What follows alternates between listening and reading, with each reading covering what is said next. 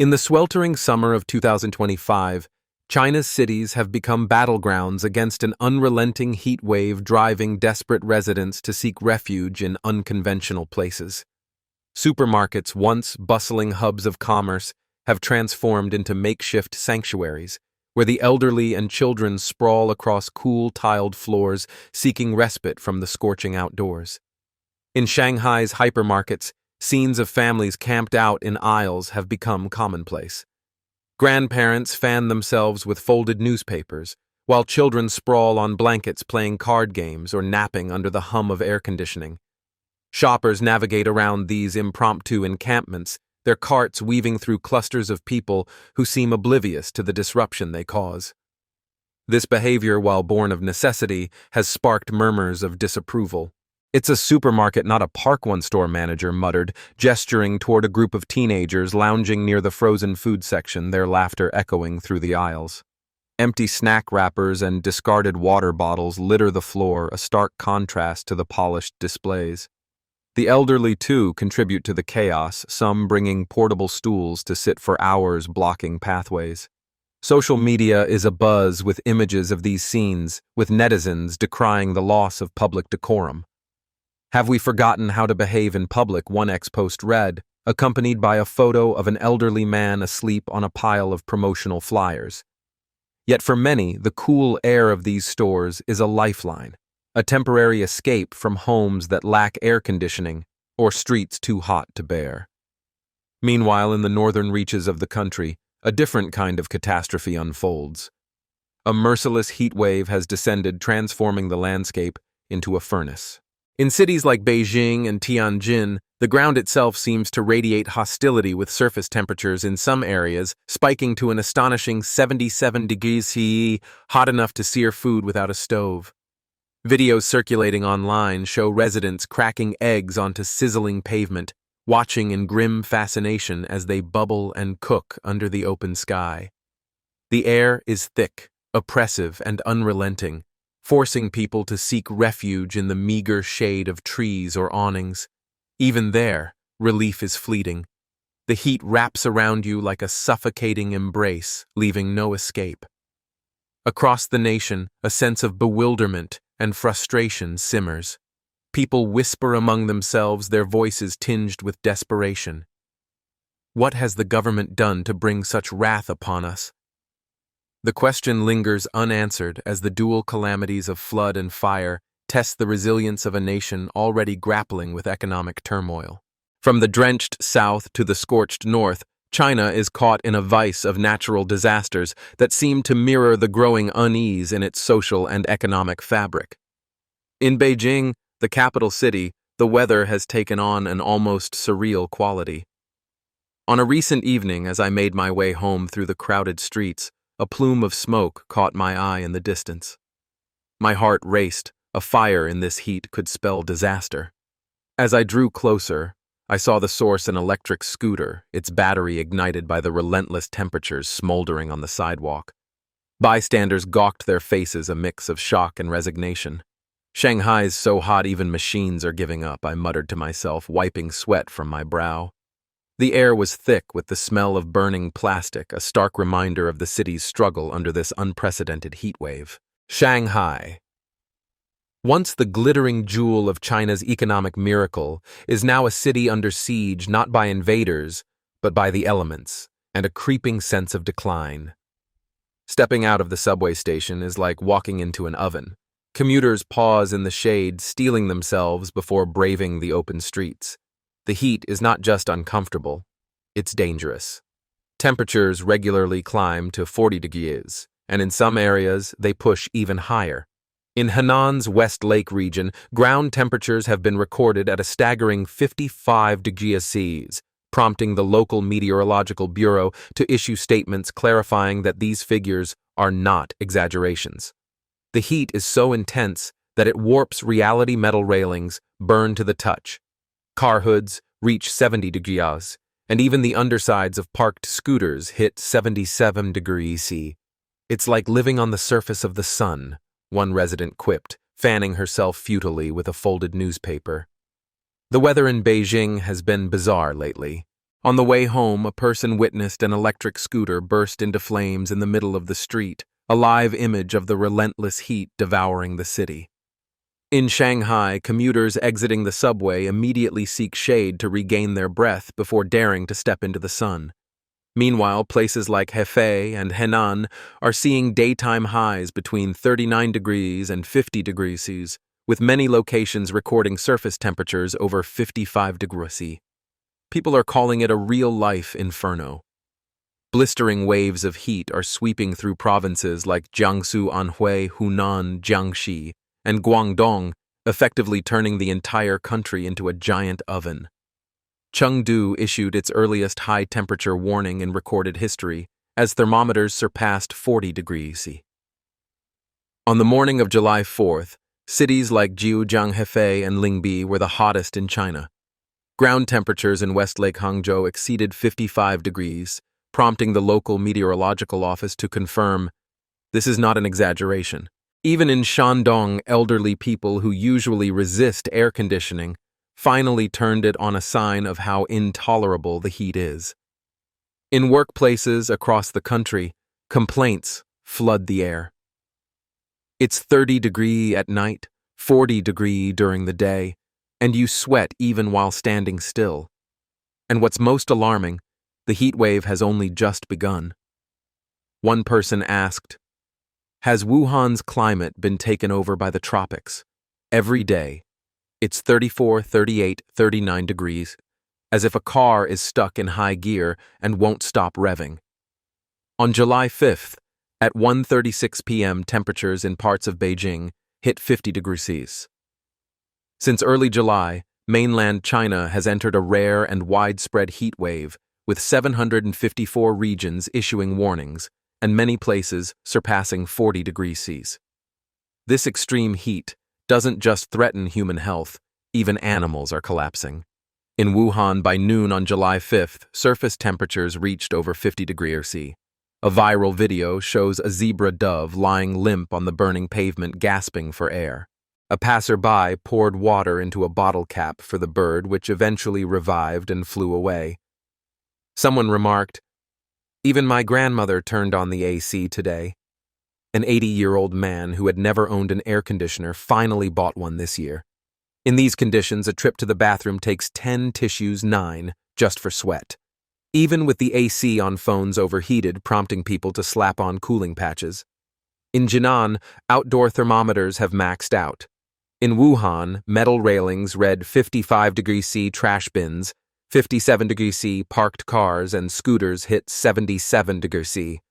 Yes, 77 degrees Celsius. Yet official forecasts only stated 39 degrees C, causing public outcry. Is that the temperature or the anchor's body heat? Some joked, maybe the newsreader had a fever and read the wrong number. Locals warned tourists Wuhan's 39 degrees C is not the same as anywhere else. You step off the bus and feel sick. After walking less than 100 meters, your shoe soles start to burn. Others describe the sensation as if their shoes melted in puddles. People now call it the most brutal 300 meters of the year. In Shanghai, residents say, the smell of summer is the smell of burning. Just look at me, and I'm standing in the shade. In Shandong, someone cracked an egg on a hot pan left out since noon. By 2:40 p.m., the egg fried itself without fire. Just add salt, and it's ready to eat. In Henan, a black car was traveling down a country road when the concrete pavement cracked and lifted, throwing dust into the air. Many blamed the lack of expansion joints, while others argued that even with them, such extreme heat would have caused the same. According to China's National Meteorological Center, more than 2 million square kilometers are now facing temperatures above 35 degrees C, with regions like Henan, Shandong, Anhui, and Jiangsu hitting over 40 degrees. In Bengbu, Anhui, a resident placed 3 thermometers outside at 10:54 a.m. on July 5th. One read nearly 60 degrees, another hit its maximum limit, and the last one simply went off scale. In Wuhan, midday, temperatures of public objects were horrifying. Metal railings, 55 degrees C, trash bins, 57 degrees C, car surfaces, 77 degrees C. Even the underside of electric scooters reached 77 degrees C. People are saying mainland China has turned into a boiling hell, and while this unprecedented heat wave suffocates the nation, devastating floods continue to ravage half the country. The heat wave's impact is not limited to human suffering. Animals, too, are falling victim to the extreme conditions. In Wuhan, a viral video captured the plight of a gray zebra dove collapsed on a scorching pedestrian street. Its wings splayed weakly, its beak gasping for air. The bird was a poignant symbol of the toll this summer is taking. A passerby poured water into a bottle cap, coaxing the creature back to life. After a few moments, it fluttered away, a small victory amid the overwhelming adversity. Such scenes are becoming all too common as the natural world buckles under the same pressures as its human inhabitants. The elderly, traditionally stoic in the face of discomfort, are also succumbing to the heat. In Shandong, where air conditioning was once considered a luxury, even the most cold-tolerant seniors are reluctantly switching on their units. "I've lived through 70 summers without needing one," an 80-year-old man in Jinan told me, "but this year I had no choice." His voice carried a mix of defeat and disbelief, as if the world he'd known had shifted irrevocably. At night, temperatures barely dip below 30 degrees C, offering no respite. Sweat pours off bodies even in stillness, and the air feels thick enough to choke on. Wuhan, a city known for its resilience, is grappling with weather that feels almost apocalyptic. On July 5th, at 1:36 p.m., thermometers in the city center recorded 50 degrees C, a figure that defies comprehension. The official forecast, however, reported a more modest 39 degrees C, prompting sarcastic remarks online. "Is that the temperature of the air or the news anchor's forehead?" one netizen quipped. Others joked that the presenter must have been running a fever and mistaken it for the weather. Locals warn visitors that Wuhan's 39 degrees is unlike any other. Stepping off a bus feels like walking into a blast furnace, and a short walk can leave shoe soles scorched and spirits broken. "You don't walk 100 meters in Wuhan," a resident told me. "You survive it." The city's Zhanghan pedestrian street, a bustling commercial hub, has become a case study in the heat wave's brutality. At noon on July 5th, surface temperatures on the pavement exceeded 50 degrees. Videos show residents testing the heat's intensity by frying eggs directly on the concrete, no pan required. The eggs sizzle and solidify, a grim testament to the city's transformation into a giant skillet. In Henan, a rural road in Jie County, buckled under the heat, the concrete splitting and arching upward as if the earth itself were gasping for relief. The incident, captured on dashcam footage, showed a black car swerving to avoid a tricycle, just as the road cracked, kicking up clouds of dust.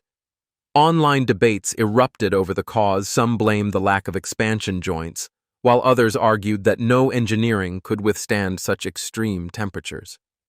The heat wave's reach extends far beyond Wuhan and Henan. From Jiangsu to Guangdong, from Anhui to Hunan, the entire country is in what one meteorologist called grill mode. Chengdu issued its earliest heat warning on record, with temperatures soaring past 40 degrees C.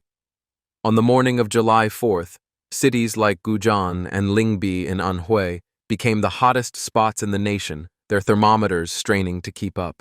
The National Meteorological Center reported that over 2 million square kilometers, roughly a fifth of China's landmass, are experiencing temperatures above 35 degrees C, with some areas pushing past 45 degrees.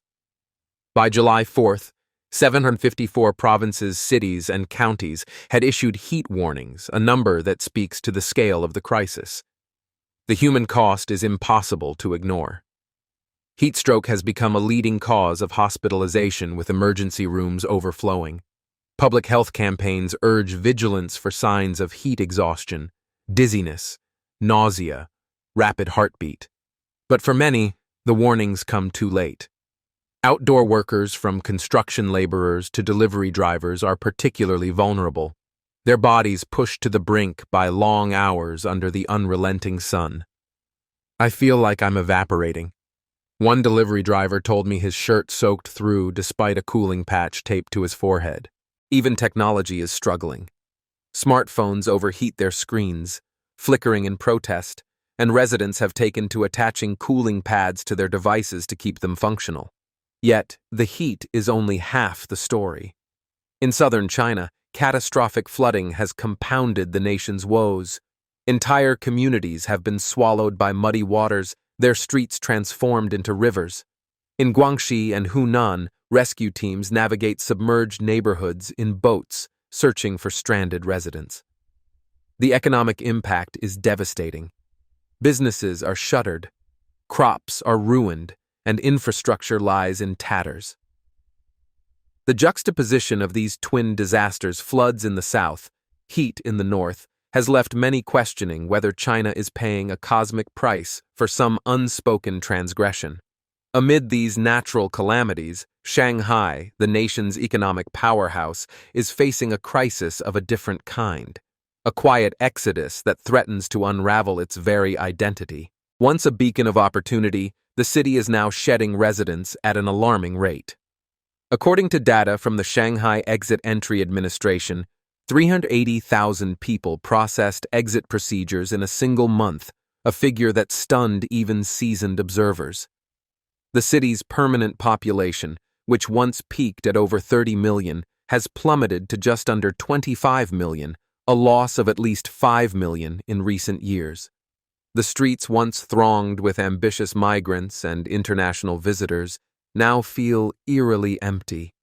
Old Qianba Street, a historic commercial artery, lies deserted, its shops shuttered and its sidewalks silent. The reasons for this exodus are manifold, but the economic downturn looms large. Shanghai's economy, long a symbol of China's rise, is faltering. Large corporations are laying off workers while small businesses teeter on the edge of bankruptcy. The job market, once a magnet for talent, has become a brutal landscape of rejection and uncertainty. "I've been looking for work for 30 days, a former finance manager told me, his voice heavy with frustration. "I led a team of 7 at a reputable company and now I can't even get an interview." His story is not unique. Across the city, professionals and laborers alike are finding doors closed, opportunities scarce. The cost of living, meanwhile, remains astronomical.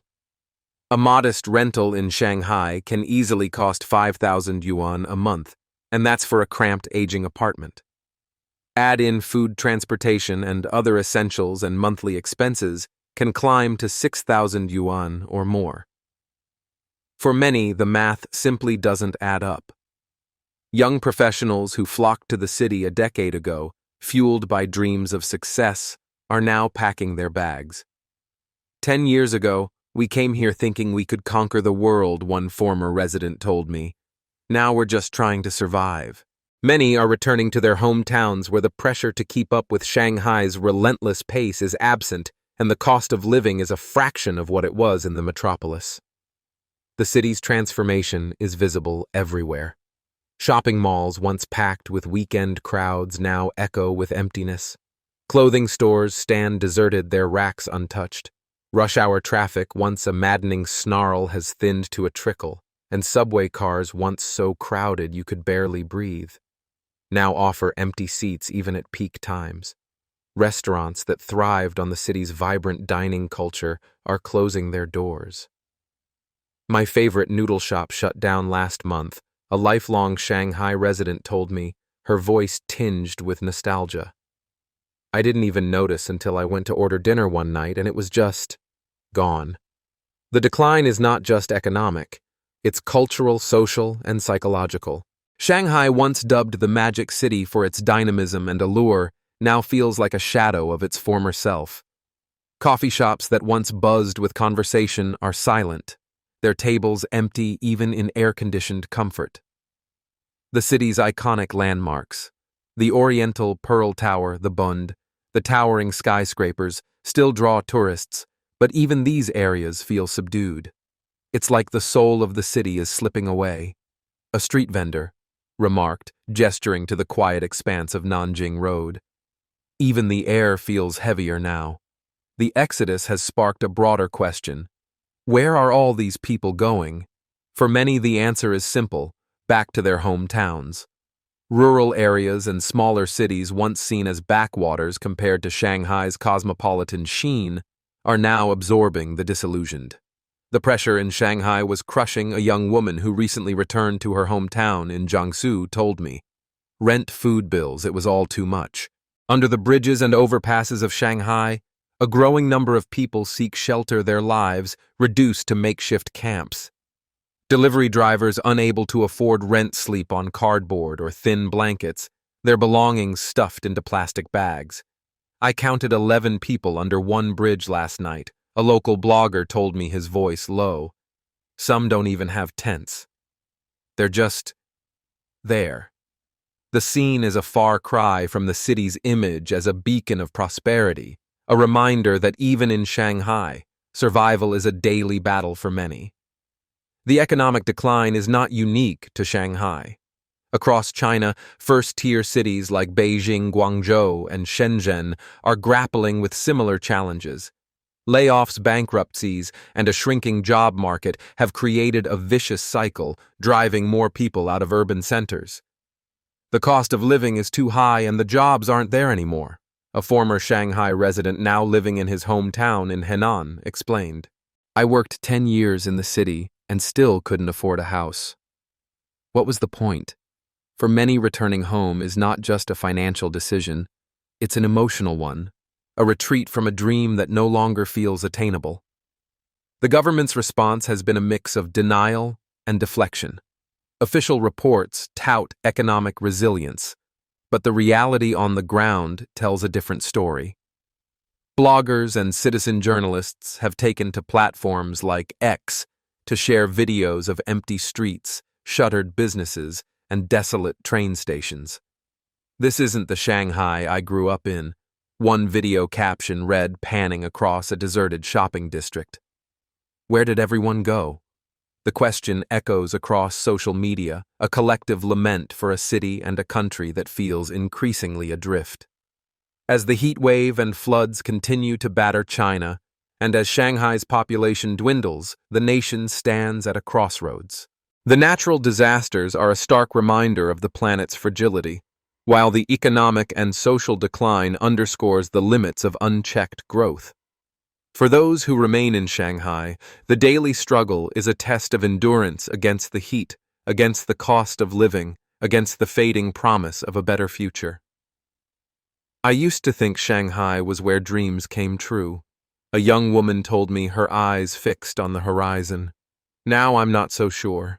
The city's story is still being written, but for now it is one of loss, adaptation, and quiet resilience.